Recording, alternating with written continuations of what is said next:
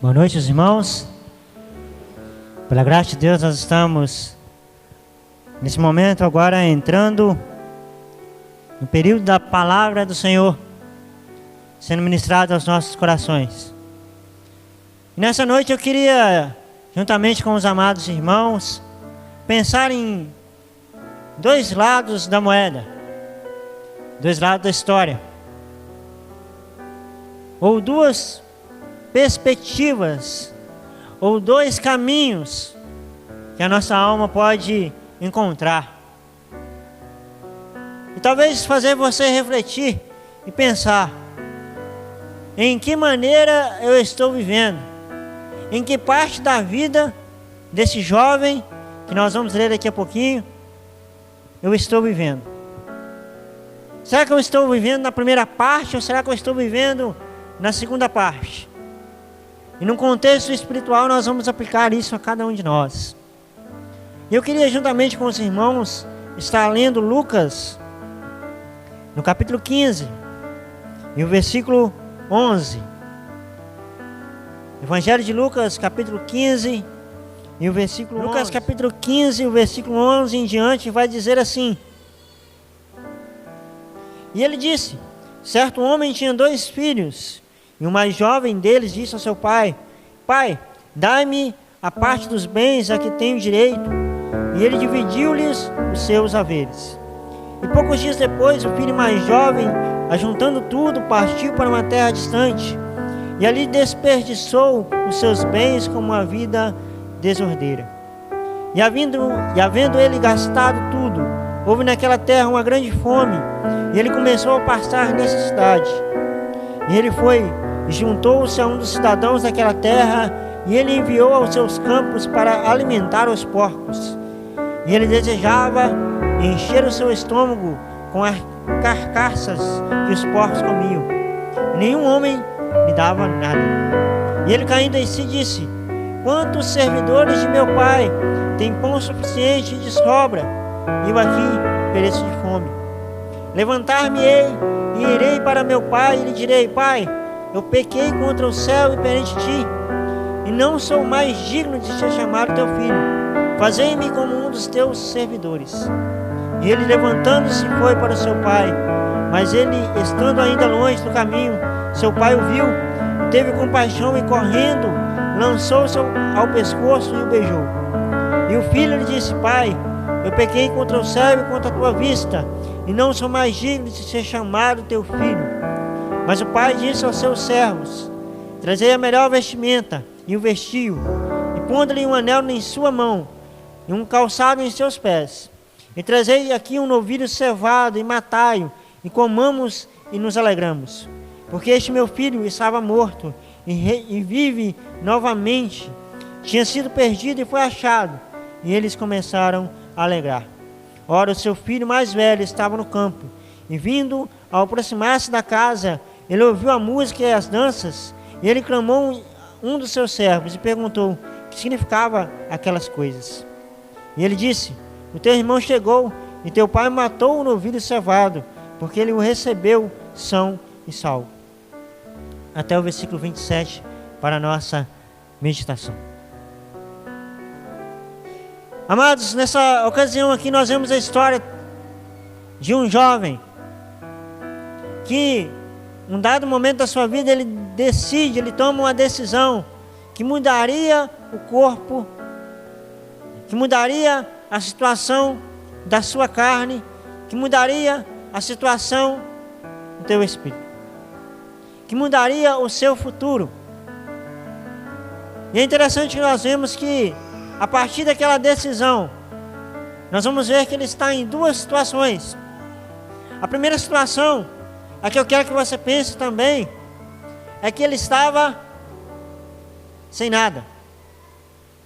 E dentro disso eu queria pensar junto com os irmãos, que aquele homem, na sua primeira parte da história, ou na primeira parte da história que nós lemos, ele está, primeiramente, perdido. O texto fala que ele vai para uma terra distante. Ele não sabe onde ele está.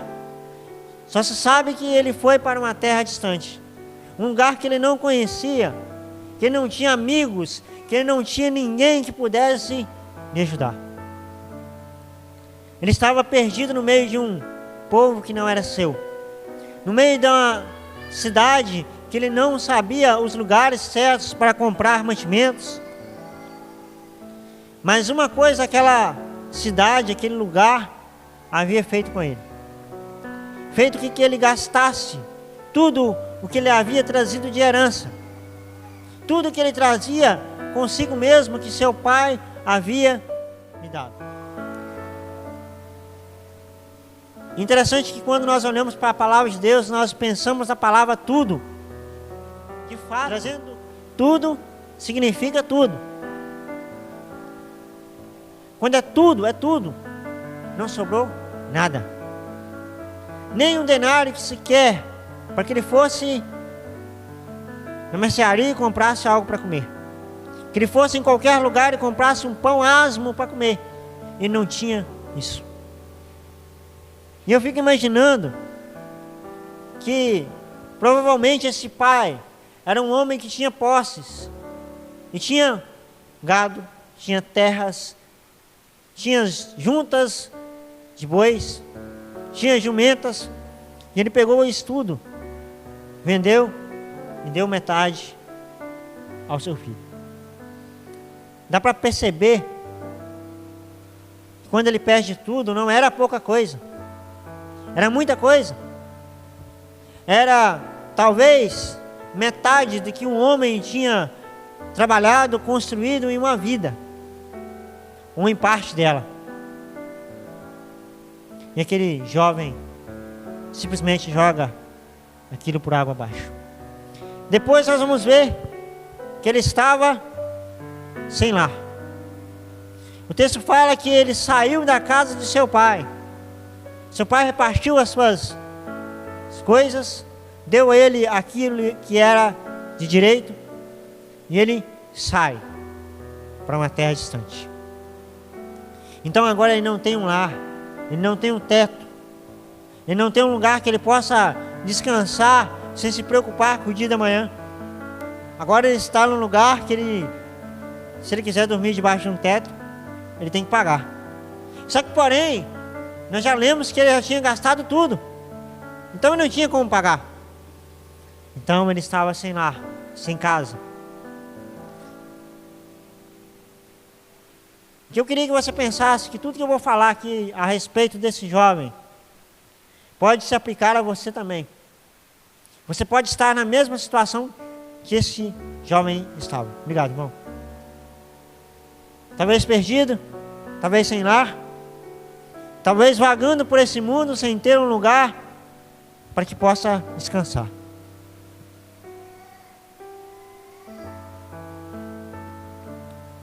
Depois nós vamos ver, e na minha concepção, é uma das coisas mais importantes que ele perde quando toma aquela decisão. Ele perdeu a sua família. O texto fala que era o pai e 2 irmãos. Então quando ele vai para longe, deixou sua família. Hoje nós vivemos um tempo em que é muito mais fácil nós termos notícia da nossa família. Só pegar o telefone e ligar, mandar uma mensagem, fazer uma chamada de vídeo. Você consegue saber como alguém que está distante está. Mas naquele tempo não era assim. E ele foi para um lugar, para uma terra distante. Ele estava perdido. Ele estava sem lar. E ele estava sem família. Esse homem estava basicamente, o que nós trazemos por dias atuais, o que nós chamamos de indigente. Uma pessoa que não se sabe nada sobre ela. Ele está numa situação miserável, sem ter, como nós já falamos, nada, porque ele já perdeu tudo. E quando a Bíblia fala tudo, é tudo mesmo. E ele chega numa situação tão dramática que ele tem que pedir para trabalhar num lugar que ninguém queria. Historicamente, o lugar que se guardava os porcos não é bem diferente do que nós vemos hoje. Um lugarzinho de alvenaria, com um piso regular. Mas naquela época, provavelmente esse lugar era uma vala, onde aqueles animais eram presos. E ali tudo que era estragado, tudo que era podre, tudo que era considerado como um lixo, que nós falamos hoje de lixo orgânico, era jogado naquela vala. E esse homem, porque agora ele não tem nada, para ter alguma coisa, talvez para comer, ele se sujeita a isso. Juntar tudo que é podre dentro da cidade, dentro da casa do seu patrão, seu senhor. Ele pega tudo e leva para tratar os porcos. E no caminho, olha bem a situação dele tão drástica. Ele deseja comer daquela lavagem. Ele deseja comer daquela alimentação que já não serve para nada. E o pior, ele só deseja, porque não pode nem comer, porque aquilo não era dele. E sabe, se nós trazemos para o lado espiritual, nós podemos estar vivendo perdidos. A palavra de Deus fala que nós estávamos perdidos em nossos delitos e pecados. Sabe o que é grande isso? A grandiosidade disso. Quanto profundo é isso? O nosso pecado, ele faz distinção de nós e Deus. Ele nos separa de Deus. E talvez nós estamos caminhando uma vida, vivenciando situações e andando nesse mundo perdidos nos nossos delitos e pecados. Depois nós vamos ver que nós, se continuássemos essa primeira parte da história, nós vamos estar sem lar. O próprio Senhor Jesus falou aos seus discípulos: para vocês que são meus discípulos, meus filhos, eu vos preparei, ou vou preparar para vocês uma morada. Eu voltarei e vou te levar você para lá. E aquele jovem, naquela situação ali no início, ele está sem acesso a essa morada.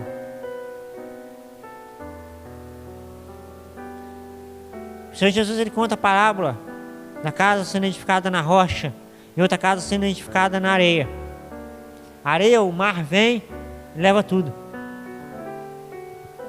Esse jovem estava morando numa casa na areia, porque ele não tinha um lar. Ele não tinha um lugar para chamar de seu. Ele não tinha esperança que se um dia ele precisasse descansar a sua cabeça, ele tinha um lugar que ele poderia contar. Ele estava sem lar. Ele estava sem família.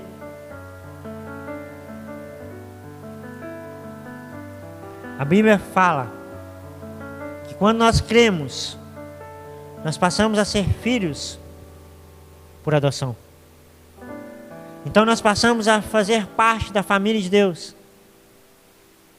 E se você está com uma primeira parte da história que nós lemos, você não faz parte da família de Deus. Você está perdido. Você está numa estrada, num lugar, numa cidade distante de Deus. Sem família, sem um lar, perdido, sentenciado aos vossos pecados e os vossos delitos. E a Bíblia relata que o salário do pecado é a morte. Não morte física, essa que muitos que passaram por esses bancos já passaram. ou já viveram, ou já deixaram de viver. Talvez foram aqui colocados pela última vez. Mas eu estou falando da morte espiritual, que é muito mais importante do que a morte física. Porque se você morrer 2 vezes, vai ser pior. Mas Deus te dá a oportunidade de você morrer uma vez só.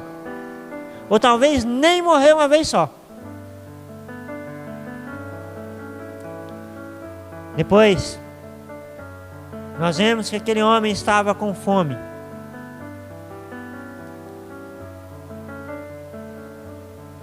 E aí ele toma a segunda decisão na sua vida.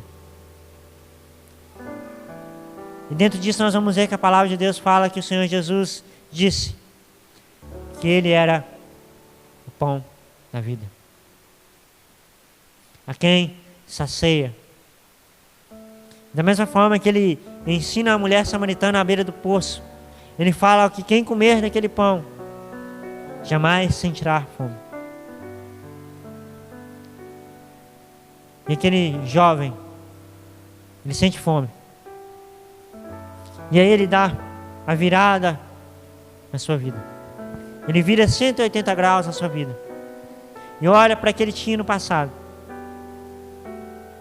E aí ele passa a partilhar a segunda parte da história. E nós podemos partilhar a segunda parte da história. Mas eu queria que você pensasse aqui e memorizasse essa virada de chave. Nós vamos voltar nela daqui a pouco. Quando ele entende que ele precisa voltar à casa do Pai, ele passa a ser encontrado. Ele encontrou um lugar que pertencia a ele. E vai voltar a pertencer. E agora voltar no contexto espiritual. Nós pertencíamos a um lugar maravilhoso chamado Jardim do Éden. Mas um dia nós tomamos a decisão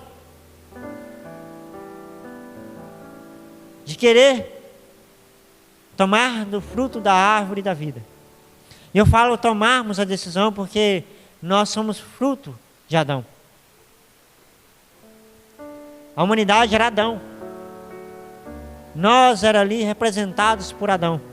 E ele decide sair do jardim quando ele toma aquele fruto e come. Nós éramos para estar no jardim, mas decidimos estar perdidos. Depois, nós poderíamos escolher morar nas moradas celestiais, mas nós escolhemos viver sem lar. E quando aquele homem entende que ele precisa voltar para a casa do Pai, ele tem a plena convicção que mesmo se ele fosse tratado como empregado, ele teria um lar. Ele teve a humildade, a compaixão de olhar para aquilo e olhar, não, eu não preciso ficar aqui, eu posso ser tratado como empregado do meu Pai, que vai ser muito melhor. Então ele passa a ter um lar. Quando ele chegasse na casa do seu pai, ele poderia ter ali a convivência do seu irmão e do seu pai. Então, se ele voltasse para trás, ele passaria a ter uma família. Depois, o texto fala que quando ele chegou na casa do seu pai, o texto não disse que ele foi lá e pegou o que tinha na panela e entregou para ele. O pai foi lá e pediu, busca um novilho cevado, um novilho gordo, com gordura grande, que tenha carne, para a gente nos alimentar.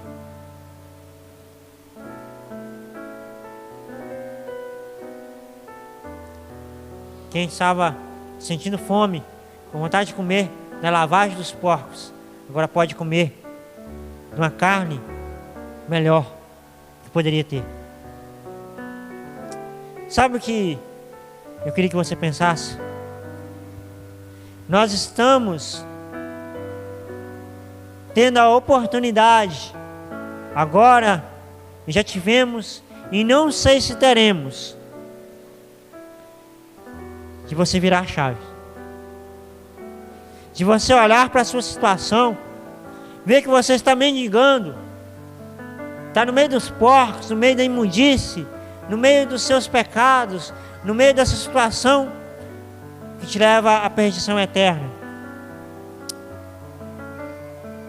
Deus está te dando hoje, agora, a oportunidade de você virar a chave, de você entender que você pode virar para trás e entrar na casa do Pai. E eu queria que você entendesse isso hoje. Se você ainda não entendeu isso, se você ainda não passou por esse momento em que você precisa virar a chave, entender que você precisa ser tratado como um filho que saiu do jardim, mas que tem a humildade de chegar e pedir, eu quero um lugarzinho aí, mesmo que seja como empregado, mas eu quero um lugarzinho aí, que aí está melhor. Eu sei que nós estamos vivendo num mundo que é basicamente a vala em que os porcos estavam. Então, quanto a imundícia, está no mundo aí. O mundo, as pessoas, o diabo tem trazido tudo que não presta, jogando dentro dessa vala. E talvez você esteja lá. Mas tudo pode mudar se você tomar uma decisão. Entender. Eu preciso sair daqui.